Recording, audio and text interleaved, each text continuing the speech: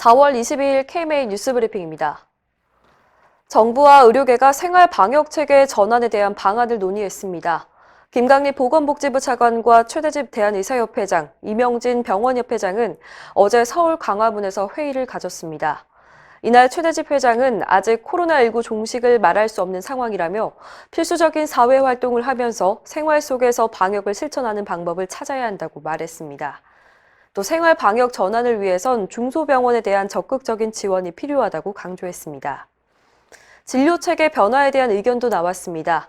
이명진 회장은 대형 병원은 중환자 진료 중심으로 역할을 전환하고 중소병원과 의원급 의료기관이 생활 방역을 주도해 나가는 방안을 제안했습니다. 김강립 차관은 객관적이고 과학적인 원칙을 세우는 게 매우 중요하다며 의료계의 협조를 요청했습니다. 오늘 오전 현재 확진자는 전날보다 11명 늘었고 사망자는 1명 더 증가했습니다. 이렇게 정부와 의료계가 지혜를 모으고 있는데요. 생활 방역 전환은 과연 언제부터 가능할지 또 조심할 부분은 무엇인지 궁금해집니다. 김대하 의협 홍보이사는 어제 JTBC 방송 맞짱 토론에 나와서 감염이 다시 확산할 가능성이 있는 만큼 4월 말까지는 신중하게 지켜봐야 한다고 말했습니다. 4월 초에 부활절 예배, 총선과 같은 사람들의 대규모 접촉이 있었기 때문입니다. 또 생활 방역으로 전환해도 학교 등교 조치는 신중할 필요가 있고 유흥업소처럼 감염에 취약한 시설은 철저하게 모니터링해야 한다고 강조했습니다.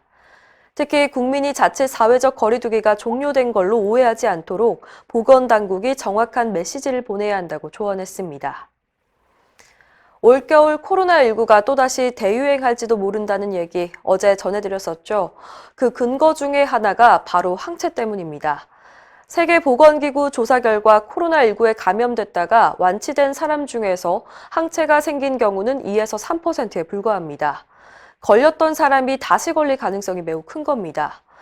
WHO 조사 결과를 믿을 수 없다는 지적도 있습니다. 항체는 보통 바이러스에 감염되고 2, 3주 뒤에 형성되기 때문에 조사를 언제 했느냐에 따라서 결과가 다르게 나올 수 있다는 겁니다.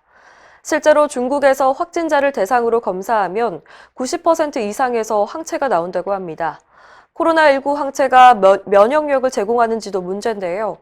에이즈나 C형 간염 항체처럼 사람에게 면역력을 주지 못하는 항체라면 재감염을 막는 데 아무 소용이 없습니다. 항체에 방어력이 있더라도 지속력이 또 문제입니다. 이렇게 모든 게 불확실한 상황이기 때문에 긴장을 늦춰서는 안 된다는 게 전문가들의 지적입니다. 정부가 코로나19 최전선에서 근무하는 질병관리본부와 국립병원 직원들의 인건비를 삭감해 빈축을 사고 있습니다. 정부가 발표한 2차 추가 경정 예산안을 보면 질본과 지방국립병원 연가 보상비 9억 8,100만 원이 삭감됐습니다. 반면 청와대와 국회, 국무조정실의 연가 보상비는 그대로 유지됐습니다. 경무에 시달리는 질본과 국립병원의 연가 보상비를 전액 삭감한 것은 코로나19 대응을 위한 공직자 사기 증진 차원에서 바람직하지 않다는 지적이 나오고 있습니다. 조만간 의과대학 교수 노조가 탄생할 것으로 보입니다. 원래 교원노조법상 교수들은 노조를 설립할 수가 없었는데요. 헌법재판소가 위헌 결정을 내려서 4월 1일부터 설립이 가능하게 됐습니다.